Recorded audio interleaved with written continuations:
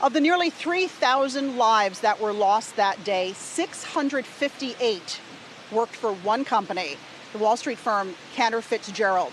It was housed in the upper floors of the North Tower. Chairman and CEO Howard Lutnick survived that day. That morning he was actually bringing his daughter to school and he wasn't in the building, but he did go on to rebuild the company and lead the charge and find resilience amid the darkness. And I am so pleased to have Howard Lutnick join me here now remotely. Howard, it's good to see you again. You and I have talked many times over the years on various 9/11 anniversaries, and I'm wondering if on this 20th anniversary, as you reflect back, is there something in particular that sticks out to you? And I'm wondering if this year feels any different than the rest.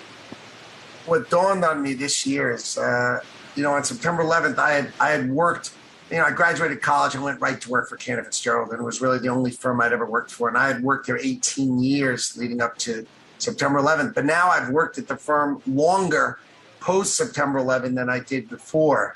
And sort of that really struck me as extraordinary that more of my life at Cantor Fitzgerald has been post September 11th than before.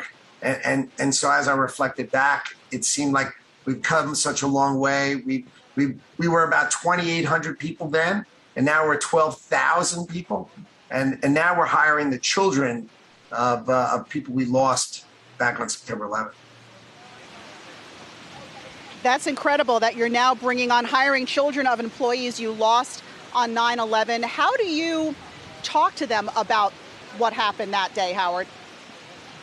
Well, when so think about it. You're hiring. You've made an offer to hire the young people of the people who were killed. So that means the widow or the widower has got to be cool with you because remember your loved one died working at the firm. And then never underestimate the strong opinions of a 22-year-old. And they might. I always thought that they would have a negative view of the firm, but in fact, we've done so much. We gave those families. We raised $180 million for the families, paid for 10 years of health care.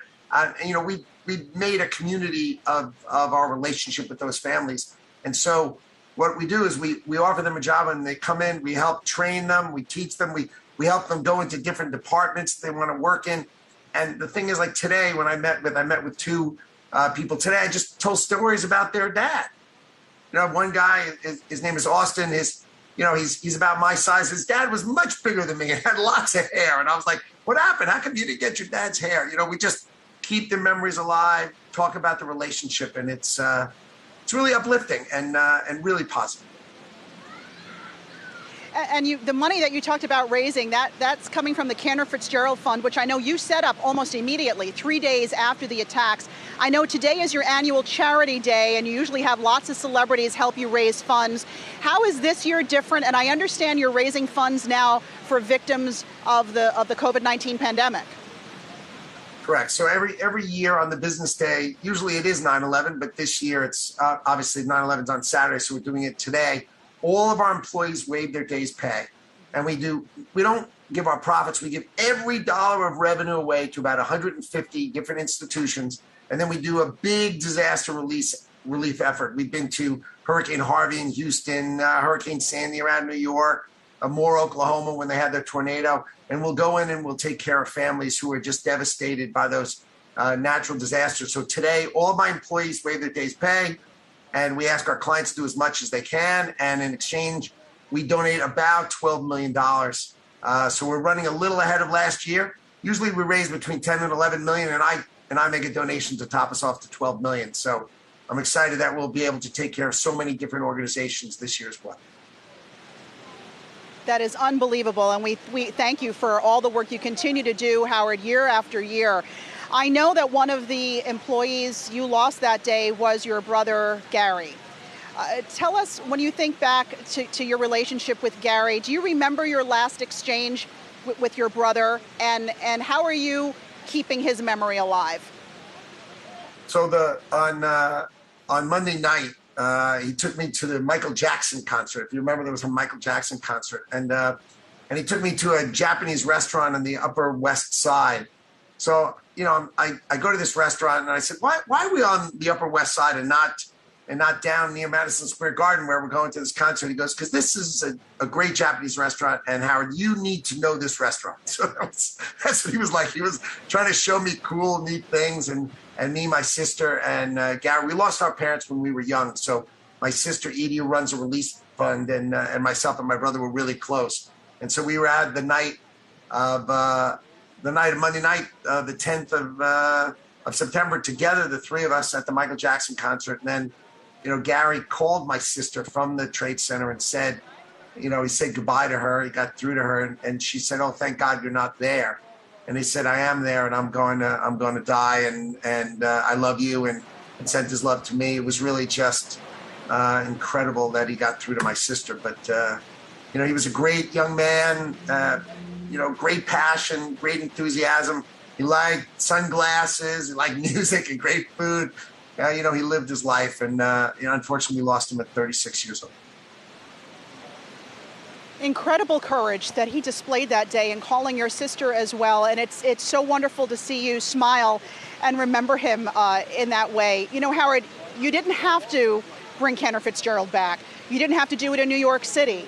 Tell me why you did, but we do want to know you didn't do it back here at the World Trade Center site. You're now up in Midtown, actually in an office I used to be at when I worked at Bloomberg. You're in the old Bloomberg offices there. Why did you decide to rebuild Cantor Fitzgerald, and why not do it down here? So the first thing was we put out a phone number, and we said, look, if you're alive and you work at Cantor Fitzgerald, just call this number. And so we had, we lost 658 out of 960 New York headquarters employees. And they called in. I said, look, we have two choices. We can shut the firm. We're going to go to 20 funerals a day, every day for 35 straight days. I mean, it's just pulverizing. Or we're going to work harder than we've ever worked before to rebuild this company. And God knows we don't really want to work. So the idea would be, let's do it to take care of the families of those we lost, because these were our friends' families. People don't give enough credit to the fact of how much they care for the person who sits to their left and to their right. You love these people. You spend more time with the people you work with often than your family members. So, we really, really cared about the people that we lost, and we decided we were going to rebuild this company. We were going to give 25%, not of our profits, but 25%. Literally, employees gave 25% of their salaries to these families, and we set out to rebuild the company to take care of these families. And we were able to raise them in the first 5 years $180 million to help them get through this horrible crisis. And we hired people, and here was the most incredible thing. We said to people who were joining, look, you've got to give 25% of your salary to these families. So imagine the people joining Cantor Fitzgerald, right? They join a crushed organization, and then they're going to give 25% to these families. And so the people who join the firm are remarkable. These are amazing people. And that's the shoulders on which we rebuilt this company. So we are uptown, right? We took Bloomberg's old offices from Bloomberg, which was great because they had furniture in it, which we needed. But we've also, so right now I'm at 55 Water Street downtown. We've got offices downtown on 199 Water Street and 55 Water Street. And we've got almost 5,000 people in New York now. So it's a pretty big company, 12,000 people around the world. And, I can't be more proud of the people who work at Cantor Fitzgerald and BGC Partners. These are great people who helped us rebuild this company and helped stitch together the ripped apart insides that I had. Howard, and just in the final seconds I have, 9/11 we know changed the world as we know it. It's changed so many things about our everyday lives. But to your mind, how has it changed Wall Street? Well, it was the first big push to technology. People had to move out of their offices. It was the first big push, and you're seeing another giant push with the pandemic. So I think technology is becoming an ever bigger push of it. And I think that was the big change on 9/11 is that people understood that they had to get things done in technology because they could lose their offices. And that's one of the fundamental changes I think were wrought from September 11th was technology driving into the business. And then, and people knowing they've got to support each other. Wall Street was incredibly generous to us, kind to us. Our clients were kind to us. I mean, we survived because people wanted us to, and that was amazing. Yep, well said. Howard Lutnick, Chairman and CEO of Cantor Fitzgerald. Thanks for being with us. Be well.